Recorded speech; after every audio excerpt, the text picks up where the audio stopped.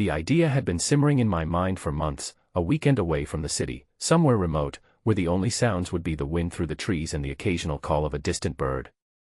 I'd heard whispers among the locals about an old cabin tucked deep in the woods, a place long abandoned but still standing, its timbers creaking with age and secrets. It was the kind of spot that attracted thrill-seekers and horror enthusiasts alike, drawn by its isolation and the stories that clung to it like moss on the bark. I packed my gear carefully, loaded my old Jeep with a week's worth of supplies, and set out early Friday morning, eager for the solitude and the chance to disconnect. The drive was longer than I expected, winding through back roads that grew narrower and more overgrown with every mile. Eventually, the trees thickened, arching overhead like a cathedral ceiling, filtering the sunlight into soft green shadows. I pulled off onto a dirt track that looked less traveled, the ruts deep with decades of neglect. After bumping along for nearly an hour, I spotted it, a small, weathered cabin, half swallowed by vines and surrounded by towering pines. Its roof sagged in places, and the paint had long since peeled away, revealing the gray wood beneath. Still, it stood proud in its solitude, a stubborn relic of times past. I climbed out of the Jeep and stretched, breathing in the crisp air heavy with pine and earth. The silence here was profound, broken only by the occasional rustle of leaves and the distant murmur of a creek. I walked up to the cabin's porch, my boots thudding softly against the planks, some loose, some warped from years of neglect. The door was slightly ajar, hanging crooked on its hinges, inviting me in or warning me away, I couldn't tell which. I pushed it gently and stepped inside. The interior was dim, lit only by the weak light filtering through grimy windows. Dust motes floated lazily in the air, and the faint smell of damp wood and old smoke hung about. The floorboards groaned underfoot, and the walls bore the scars of time, cracked spiderwebbing across faded wallpaper, peeling paint curling at the edges. There was a fireplace at one end, filled with cold ashes, and a few rickety chairs scattered about. It was the kind of place that felt frozen in time, as if someone had just stepped out and never returned. I set down my pack and began unloading supplies, firewood, canned goods, a lantern, and a thick blanket. Lighting the fire was a slow process, coaxing the dry wood to catch flame, but soon the cabin was bathed in flickering orange light. Shadows danced wildly on the walls, twisting and stretching, giving the room an almost alive quality. I settled into a creaky chair near the hearth, the warmth seeping into my bones after the chill of the forest. As I unpacked, I took in the finer details, the rough-hewn beams overhead, the small, grimy windows that offered little view beyond the dense forest, the faded photographs nailed crookedly to a wall, faces blurred by time and neglect. There was a strange charm to the place, a rustic solitude that felt both comforting and unsettling. I pulled out an old, worn journal from my pack, intending to jot down thoughts and observations, but my attention was soon drawn to a sudden knock at the door. I froze, eyes darting toward the entrance. Who would be out here, miles from the nearest road, at this hour? The knock came again, slow and deliberate, sending a shiver down my spine. I hesitated before rising and cautiously opening the door. Standing there was a man, weathered and rough-looking, with a face etched by years spent under the sun and wind.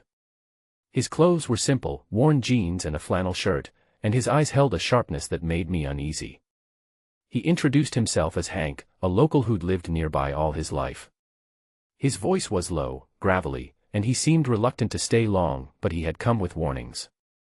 "This cabin," he said, nodding toward the building, "ain't like the others. Folks around here don't talk much about it, not anymore. Strange things happen, things that don't sit right with a man's mind."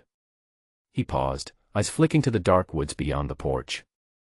"People who stay here too long, they don't come back the same." I tried to mask my skepticism, but there was something about Hank's tone that made me uneasy. I asked what he meant, and he recounted tales passed down, a history of disappearances, eerie sightings, and voices heard in the dead of night. He warned me to be cautious, to listen to the woods and respect the silence.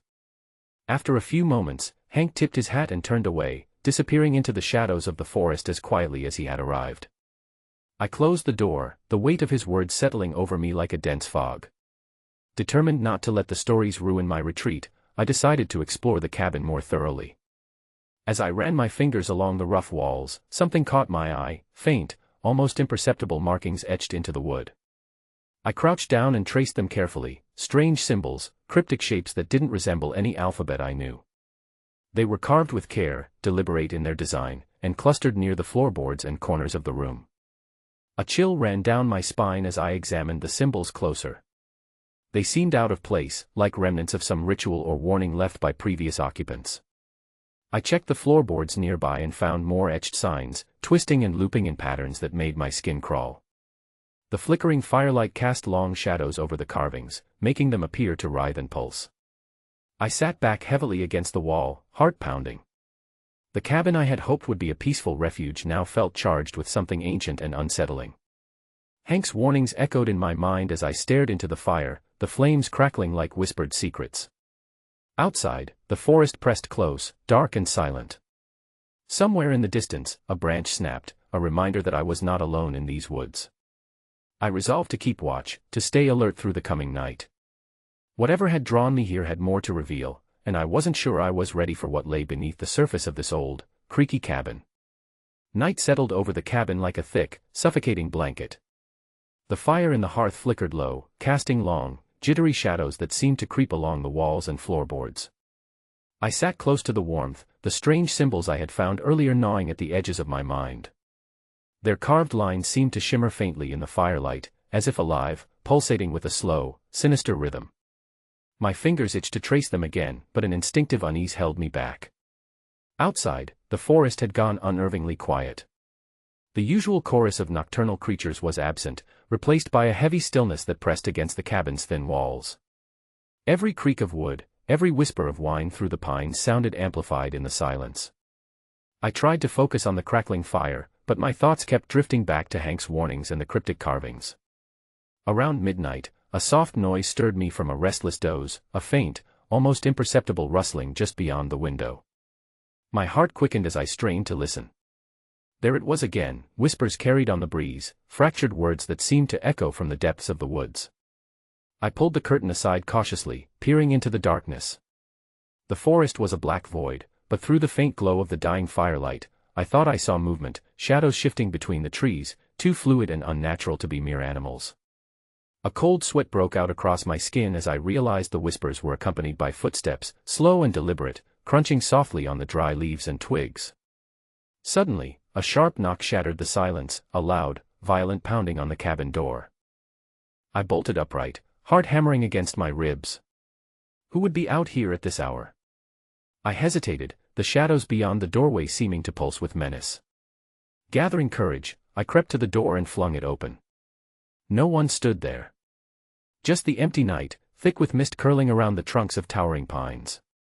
But my eyes caught fresh footprints pressed into the damp earth, leading away from the cabin and into the forest's black heart. They were large, irregular, and vanished quickly into the undergrowth. I closed the door and locked it, my hands trembling.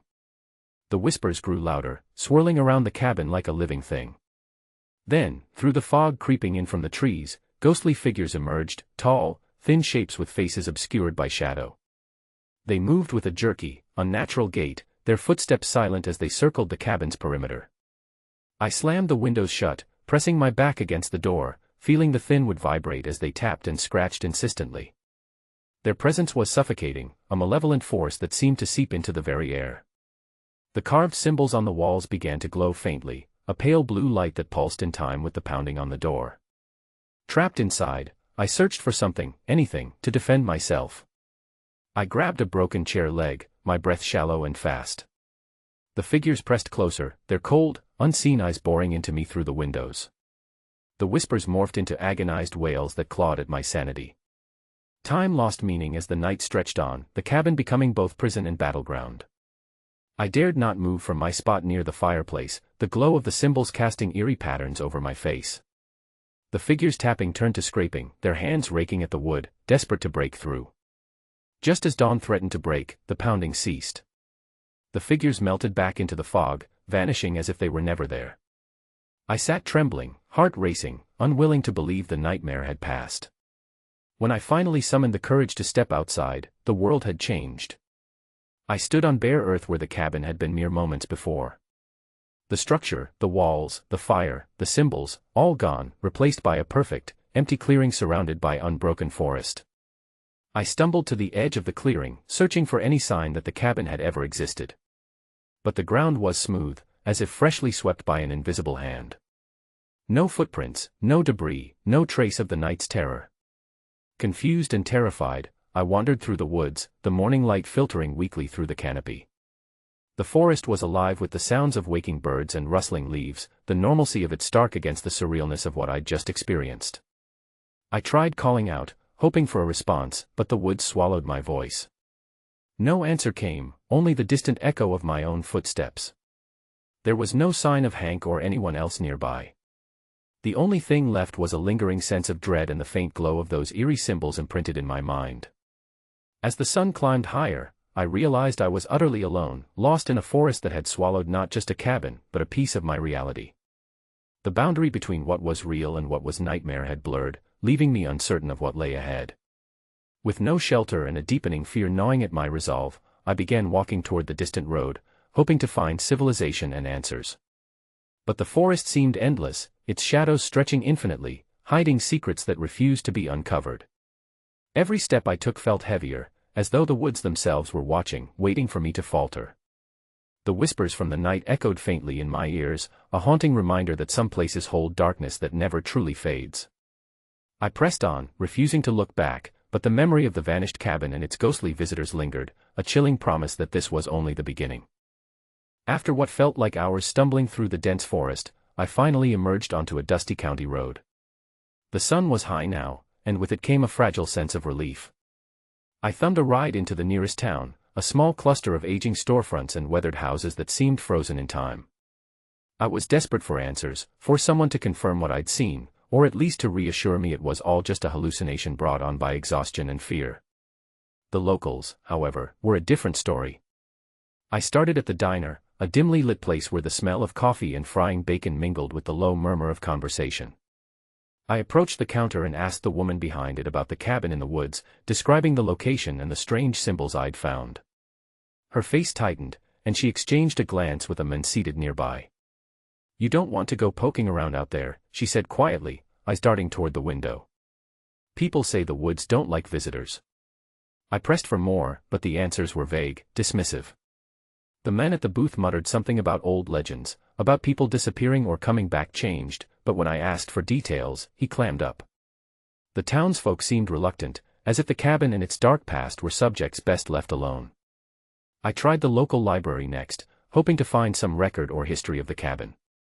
The librarian, a stoic woman with sharp eyes, pulled out a tattered book about the area's history.